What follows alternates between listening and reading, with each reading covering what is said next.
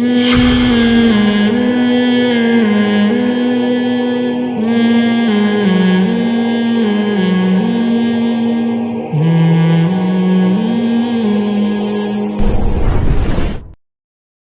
یہ عرض کر رہا تھا کہ نعمتیں زیادہ ملنا یہ اس کی علامت نہیں ہے کہ یہ اللہ کی طرف سے کیا ہے انعامات ہیں، بلکہ عین مشکل آخرت میں لٹکنے والے ہو، ٹھیک ہے نا، تو عین ممکن ہے. تو اس لیے یہ ان ترقی دیکھ کر یہ اتنے ترقی کر گئے، یہ اتنے ترقی کر گئے. بھائی آخرت کس کے پاس ہے؟ اللہ کے پاس ہے نا. تو جو اللہ کو مانے گا تو اللہ اس کو دے گا، نہیں مانے گا تو اللہ کہے گا ٹھیک ہے دنیا میں محنت کی میں نے تمہیں دے دی، مجھ سے کیا لینے آئے ہو.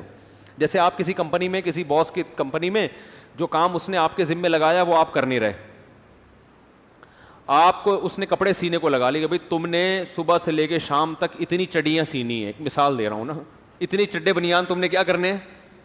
تیار کرنے، اس کی تمہیں اتنی دہاڑی ملے گی.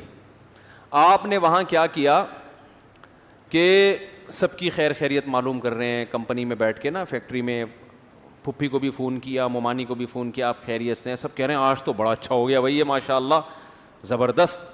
تو عین ممکن ہے کہ شام کو آپ کی پھپھی بھی آپ کی دعوت کریں، آپ کی ممانی بھی، کمپنی والا آپ کو دہاڑی نہیں دے گا، پیسے نہیں دے گا.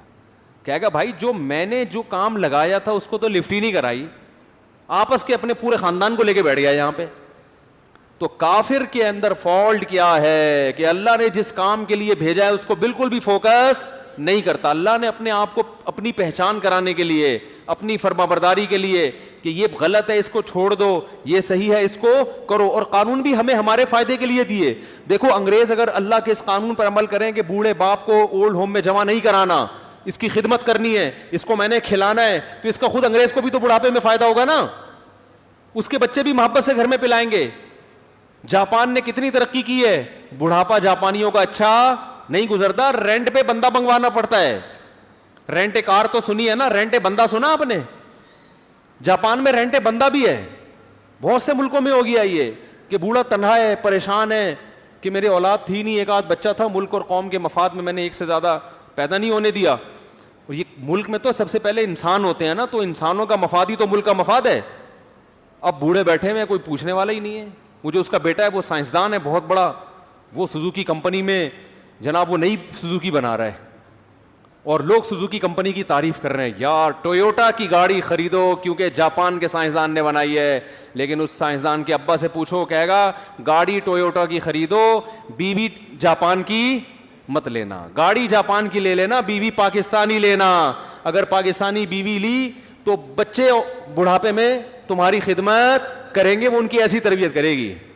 نہیں آ رہی بات. لوگ باہر جاتے ہیں نا، مجھے کہتے ہیں یہاں شادی کر لوں، میں کہتا ہوں بھائی تو جاپان کی گاڑی خرید، جاپان کا موبائل خرید، کلچر جاپان کا نہیں لینا، بیوی جاپان کی نہیں ہونی چاہیے. تو چنگ پونگ سمجھ میں نہیں آئے گا آپ کے. دوسرا، اولاد کو جو سکھائے گی نا وہ تو یہاں کی عورت سکھائے گی میرے بھائی. نہیں آ رہی سمجھ میں تو جو جیسے چل رہے ہو چلتے رہو. تو آخرت اس کو ملے گی جو آخرت کو مانتا تھا. نبی ایک حدیث سنا کے بس بیان ختم کرتا ہوں.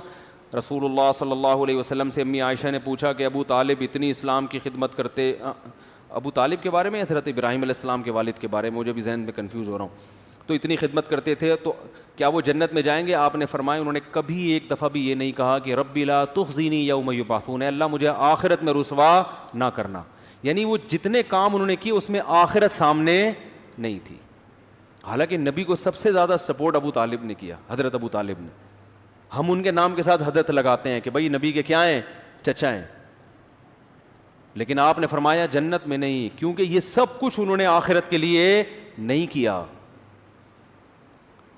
اللہ پر ایمان نہیں، جو جیسے ایمان لانے کا حق ہے توحید والا ایمان، وہ نہیں تھا. تو اللہ تو بھائی جب اپنے نبی کے سگے چچا کو نہیں بخش رہا تو گورے کو اس بیس پہ کیوں آخرت میں نجات دے دے گا کہ تم نے ٹرین بنائی اور تم نے اڑنے والے جہاز بنائے اور تم نے جناب اتنے بڑے بڑے ہسپتال بنا دی. اللہ نے فرمایا ٹھیک ہے بنائے تھے تو دنیا میں واہ واہ ہو گئی تھی ماشاءاللہ، بھائی لوگوں نے تمہاری گاڑیاں خریدیں. پاکستانی، ہم نے پاکستانی گاڑی بھی چلائی ہے، جاپانی بھی. جب پاکستانی گاڑی چلاتے تھے تو جگہ زیادہ گھیرتی ہے، شوشا زیادہ ہے، اندر سے وہ مزہ چلانے میں نہیں ہے. جب میں نے جاپانی گاڑی لی میں نے کہا بھائی جاپان کیا ہے؟ جاپان ہے، حقیقت ہے. لوگ کہتے ہیں نا یار میڈ ان جاپان، بشرطے کہ جاپان ہی میں لکھا گیا ہو میڈ ان جاپان، اس کا کوئی متبادل نہیں ہے. لیکن یہ سب دنیا میں. آخرت میں اللہ کہے گا تو نے اتنی اچھی گاڑی بنائی تو تجھے پیسے مل گئے نا, تم نے ترقی کر لی, تمہیں لوگوں نے حوصلہ افزائی کر لی تمہاری, تو میرے لیے تم نے کیا کیا؟ مجھے تو مانتے نہیں تھے کہ میں پیدا, یعنی تمہیں اللہ نے پیدا کیا ہے. اس پہ ان کے یہاں بحث ہوتی ہے کہ اللہ ہے بھی کہ نہیں ہے. کسی گھر میں ابا کے بارے میں بحث ہو رہی ہو کہ ابا ہیں بھی یا نہیں, ہم ابا لیسے ہیں, باپ تو سب سے پہلے ان کو گھر سے نکالے گا, بولے یار تم تو بدبختی کی انتہا پر پہنچ گئے ہو. خدا کی قسم کسی اولاد کو دیکھ کے باپ کا ہونا اتنا یقینی نہیں ہے جتنا مخلوق کو دیکھ کر خالق کا ہونا یقینی ہے. اس دنیا میں بغیر باپ کے اولادیں پیدا ہوئی ہیں, بغیر خالق کے مخلوق ہو یہ ناممکن ہے. حضرت عیسیٰ بغیر باپ کے پیدا ہو گئے, مگر مخلوق خالق کے بغیر ہو کریٹڈ اور کریٹر نہ ہو, یہ ممکن نہیں ہے. تو اللہ نے اپنے ہونے کے دلائل ماں باپ کے وجود سے زیادہ رکھے ہیں.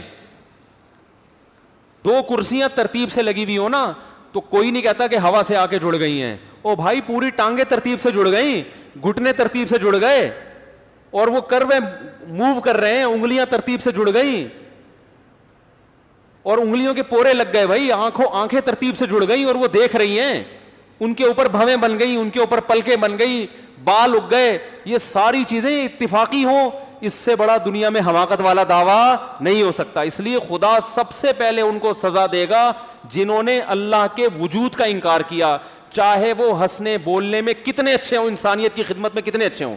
مجھے لوگ کہتے ہیں یار ہم جرمنی گئے, وہاں جتنے اچھے اخلاق ایتھیس کے ہوتے ہیں, جتنی انسانیت کی خدمت ایتھیس کرتے ہیں, اتنی خدمت مذہبی لوگ نہیں کرتے. یہ ان کا تبصرہ ہے. میں ان سے کہتا ہوں نمبر ایک فالٹ آپ میں یہ ہے کہ آپ خدمت کی کوانٹٹی کو دیکھ رہے ہو, کوالٹی کو نہیں دیکھ رہے. اسلام کوالٹی کو فوکس کرتا ہے, کوانٹٹی بعد میں. ایک آدمی محلے میں کسی کی خدمت نہیں کرتا, اپنے ابا کی خدمت کرتا ہے. کوانٹٹی کے اعتبار سے اس کی خدمت کم ہے, حجم کم ہے, لیکن کوالٹی کے اعتبار سے بہت زیادہ خدمت ہوگا, کیونکہ اس کی کر رہا ہے جس کی سب سے پہلے کرنی چاہیے. اور ایک آدمی پورے محلے کو کھانا کھلا رہا ہے, صبح شام ابا کو اڑاؤں میں جمع کیا ہوا ہے اس نے. یہ ابا سے اسی طرح بات کرتا ہے جیسے دوستوں سے, ان کو بھی اتنی روٹیاں دیتا ہے جتنی دوستوں کو. ان کو بھی کہتا ہے لنگر لگایا ہوا ہے, جہاں سب لوگ لنگر میں کھائیں گے ابا آپ بھی کھا لینا آ کے. یہ دیکھنے میں بہت ہے. لوگ اس دوسرے آدمی کی تعریف کریں گے, بڑا خدمت گزار, پہلے کی تعریف نہیں کریں گے. پہلی کی تعریف مذہب کرے گا, اللہ کرے گا. سمجھ میں نہیں آ رہی بات؟ پہلے کی تعریف کون کرے گا؟ اللہ, جو دلوں کے حالات کو جانتا ہے, جس کو اصل میں پتہ ہے کہ کون خدمت کا زیادہ مستحق ہے. نہیں آ رہی بات؟ آپ کو جو آدمی لڑکیوں سے ہنس کے باتیں کرتے ہیں نا, لبرل لوگ, ہر لڑکی سے وہ ہے ایکچولی یہ وہ انٹی ونٹی سسٹر بنا کے سب کے ساتھ بہت اچھے انداز سے بات کرتے ہیں, آپ کو بہت اچھا لگے گا کہ یار براڈ مائنڈیڈ آدمی ہے یہ, مولویوں کی طرح ترش کے انٹی نے لمبی بات کر لی تو دیکھیے نامحرم کی نامحرم سے بات کرنا اسلام میں کیا ہے. اس طرح کے فتوے شروع کر دیتے ہیں نا کہ آپ مجھ سے کیوں ہنس کے باتیں کر رہی ہیں, اسلام میں یہ حرام ہے, ٹھیک ہے نا. تو ایسا آدمی آپ کو کھلتا ہوا لگے گا, انٹیوں کو بھی کھلتا ہوا لگتا ہے, خواتین کو بھی, یار یہ تو بات ہی نہیں ہے, یہ تو مختصر بات کر کے لائن کاٹ دیتے ہیں, بڑے بد اخلاق ہیں. لیکن اس آدمی کی بیوی کو ایسا آدمی بہت, بولو نا بھائی, اچھا لگے گا کہ صرف مجھ سے ہنس کے بات کرتا ہے, کسی انٹی کو اس نے کبھی لفٹ نہیں کرائی. نہیں آ رہی نا یہ والی تو سمجھ میں آ گئی ہوگی بہت اچھی طرح سے. اس میں اپنے الفاظ واپس لیتا ہوں کہ نہیں آ رہی سمجھ. اور ایک آدمی سارے محلے کی خواتین سے ہنس کے بات کرتا ہے, سب کہیں گے بہت اچھے اخلاق کا آدمی ہے, خواتین کو عزت دیتا ہے, رسپیکٹ دیتا ہے, بس میں جگہ خالی کر دیتا ہے ان کے لیے, وہ کہیں لے کے جا رہی ہیں سامان تو اٹھا کے ان کے گھر پہنچا دیتا ہے, کہتے ہیں آپ بائک میں میرے ساتھ بیٹھ جائیے پلیز, میں پہنچا دیتا ہوں آپ کو. سب تعریف کریں گے یہ بندہ بہت اچھا ہے.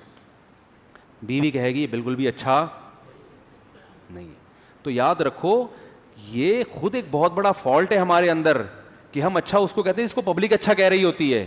غیر مسلموں کو پبلک اچھا کہہ رہی ہے, اللہ اچھا نہیں کہہ رہا. کمپنی اس ایئر ہوسٹس کو اچھا کہے گی جو سب سے ہنس کے بات کرے. اس ایئر ہوسٹس کا شوہر اس اپنی بیوی کو اچھا نہیں کہے گا, کیا کہ یار ہر ایک سے فری ہو جاتی ہے یار, یہ کیا ہو جاتی ہے, ارے تمہارے ذمہ ہے سرو کرنا, چائے پکڑاؤ, نکلو پتلی گلی سے, وہاں بیٹھ گئی اس کے ساتھ ہی.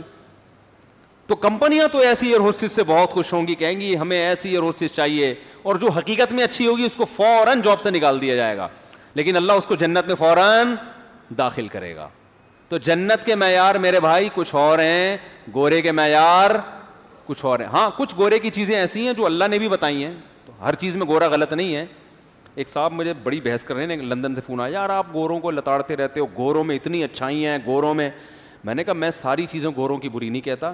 کہہ رہے مثلاً کوئی ایک تعریف کریں آپ. میں نے کہا گورے میں سب سے بڑی ہے وہ گورا ہے, ہم کالے ہیں, یہ بھی تو ایک اچھائی ہے نا.